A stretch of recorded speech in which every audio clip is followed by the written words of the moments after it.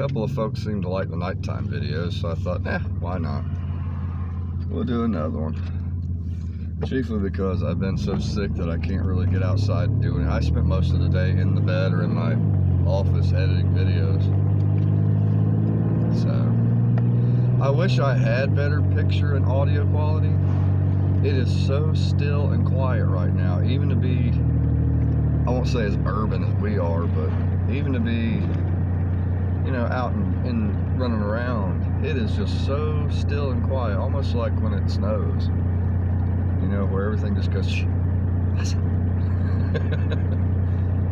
It is clouding up pretty hardcore though. They say it's not going to rain for like another week, but I mean, I don't know. Then again, I'm still in long johns and a sweater, and like I saw my neighbors in shorts and a t-shirt. So, I'm not a very accurate weather judge at the moment. It's a nice old truck. Old Ford.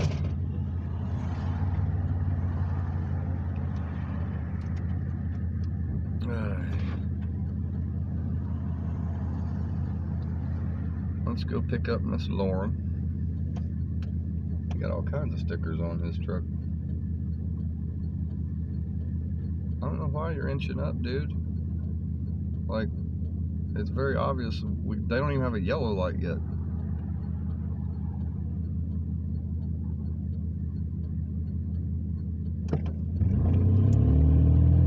Bye.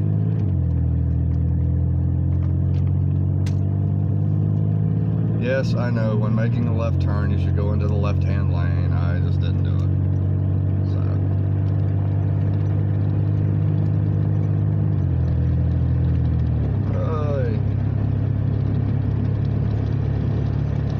I was relatively quiet on the last one. I don't know if I want to be quiet or talk. I don't really have anything to talk about.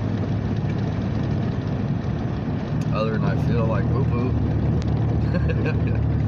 I'm editing one too.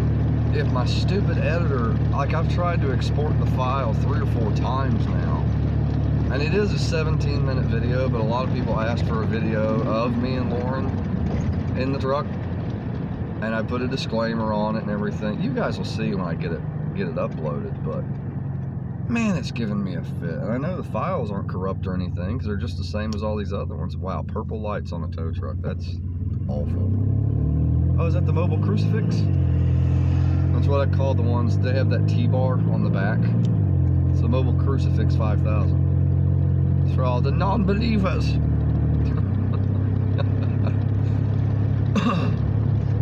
I think I'm up to like 40 subscribers at this point, so I can start letting a little bit of the crazy out.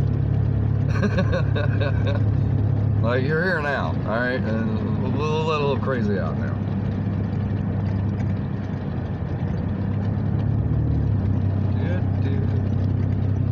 Lauren only has 2 more days in her present position, and then she moves like I'd have already been there, like a block past that red light. I just looked at my clock and I've only got 10 minutes to do a 15-minute drive. Dandy.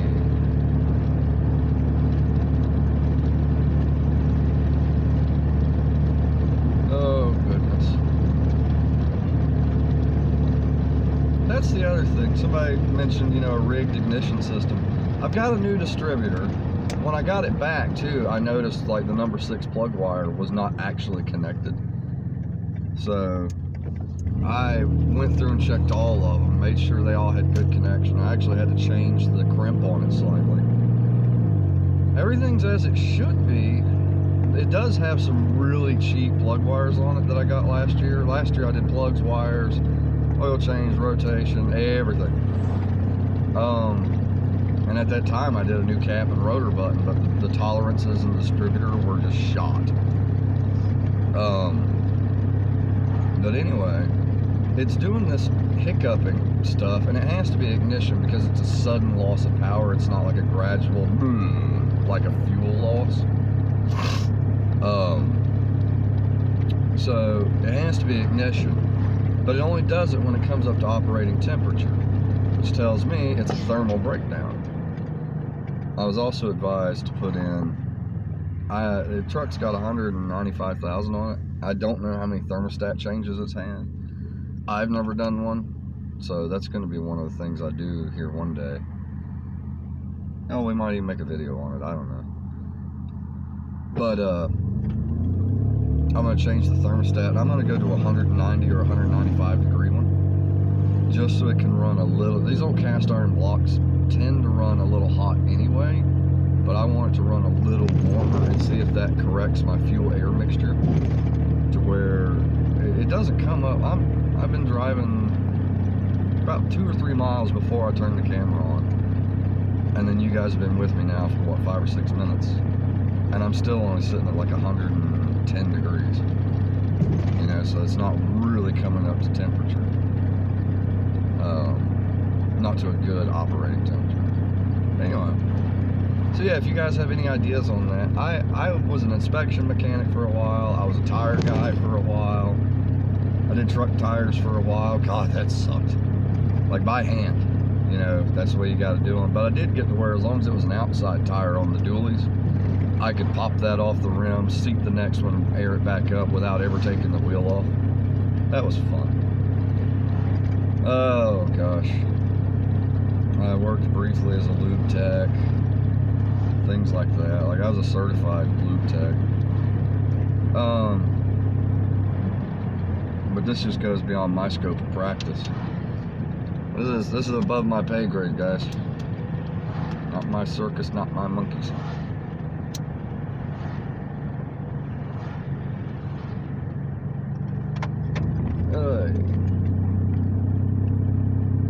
Everything in me says if it were carbureted, that it would be vapor lock. That's almost how it's acting. But I know with throttle body injection and a fuel pump, an electric fuel pump, it cannot be vapor lock. There's just no possible way. Oh. I had a 40 Econoline. It was an 86. It was actually an 87, but I loved it because my birthday was September 5th of one of those years. And a couple of the parts in there were stamped with that manufacturing date, and I was like, oh my God, this is my van. So we talk about trucks, you know, I was really big into vans. Like, I've had several. I mean, I love a full-size van. There's actually one, you can see it in a couple of the videos when I'm pulling into the neighborhood. There's an old Ford Econoline Falcon conversion, like a late 80s. And that's the guy that owns the car lot too. Oh, I want it. Get this one paid off. I want to talk to him about that. It's an odd place for a light. Oh, it's like a little memorial. Okay. From my perspective, down in the ditch there, I was like, oh God, a motorcycle's crashed. I gotta cut this off. I gotta go help the guy, you know. But no, it's a little light on a memorial because people have accidents on this road because they drive like idiots. I say that and I watch someone smack somebody.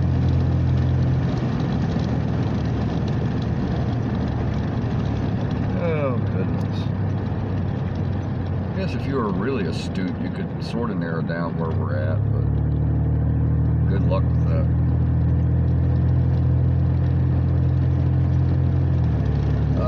What are some of the things I thought about? I did have I guess a fever dream. We were, like I just laid down, like I said, 90% of the day, which is way out of the norm for me. I had a dream that we went out to Tennessee and did a collaboration video with Ridge Life. And so for the opener, it was like, hey, I'm Chris. Hey, I'm Tim. Welcome to Eagle Ridge Life. I thought it was funny. Shut up.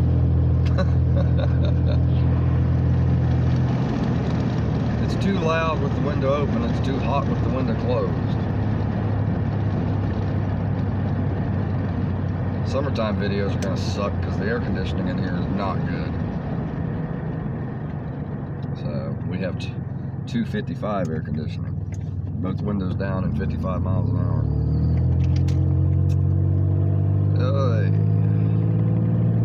There's the food dog and the Mahler Mineral.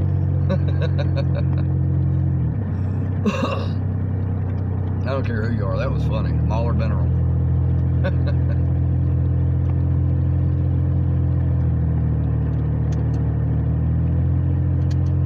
I understand if you can't see. I have night blindness, but come on, you're screwing everybody else with your bright lights on there.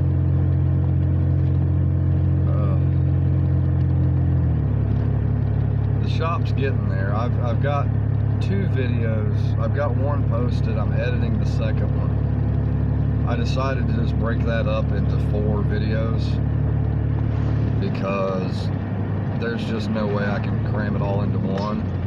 What are you doing? And it'd be a reasonable length for you guys to watch. I don't know if you're like me, you're gonna skip around anyway, but there's some good information, I think, on some tool tips and things like that. So, like using your rafter square as a, what's that word? Not gung-ho, not, certainly not postpartum. Using your rafter square as sort of a in-the-field fence for your saw if you're not really good with a circular saw. You can use it as a guide to make sure you get a nice square cut. I'm not turning there, thank you. Welcome to Bessemer City. Home of the biggest population of Mexican Americans outside of Charlotte. We have had that's part of why we thought about moving, man. Gaston County has had just, I would call it an epidemic or a pandemic of meth, and it was crack, and that seems to be kind of going to the wayside as they're getting their hands on fentanyl and heroin. Heroin, I think, is starting to wane a little bit. Man, it's been super bad. And I get it. You know, I've dabbled with things. Thank God I never got hooked on, 99% of it. But guys, man, I cannot, 1, I hate intravenous things anyway. I hate needles.